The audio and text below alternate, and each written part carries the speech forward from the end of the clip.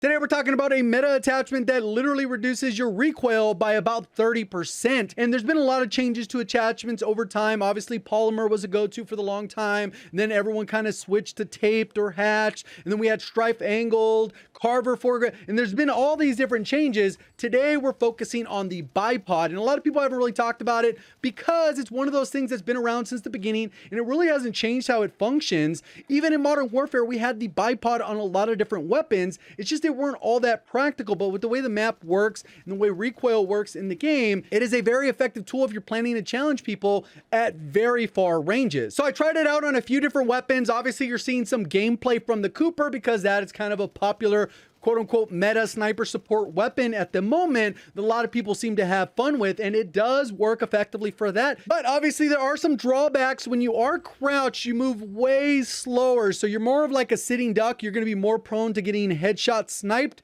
But if you are on a long range and you just want to get that much more accurate and you're accustomed to maybe positioning yourself where you can be in a crouch position, you can maximize this and you're going to be able to shoot that much straighter, which at the end of the day, that's kind of what the first person shooter is about. Besides all the gimmicky stuff that we got to deal with, especially if you watched the last video, at the end of the day, it comes down to who can shoot straighter and hit their shots, because that's going to give you a faster TTK than somebody who just misses a bunch of bullets. So this is a little bit of a comparison of what we just looked at. We have the Cooper meta build and we have it in the standing position and crouched. You can see there's a little bit more stability when you are crouched. It's kind of just inherent.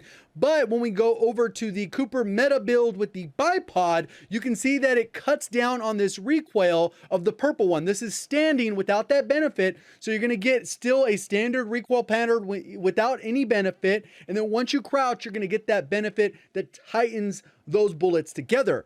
When we go ahead and look over here, we end up seeing these lines kind of cross. If you want to go ahead and look at that a little bit closer, all in all, what you're essentially doing is getting 30% less recoil, and you could pretty much use it on any long range meta build when it comes to Vanguard. You would swap out strife angled, hand stop, or carver, and you would automatically move it to the bipod, and just be aware that the recoil control is when mounted, crouched, or prone. So fully standing, you're not going to get that benefit. So just go ahead and weigh that out. And I wouldn't necessarily use this on SMGs because it will hurt the sprint to fire if somebody's up close. So that's not really big penalty when we're talking about long range options. So it really comes down to how accurate you are with the weapon. If you feel like it's accurate enough with your current build, perfectly fine. If you want to try it, I would swap out the bipod and kind of see where it sits. If you're more accurate, it's probably good for you and kind of go that route. Quick video. Appreciate all the support. Hit the like button. Subscribe if you haven't already. Thank you for watching. As always, have a great day.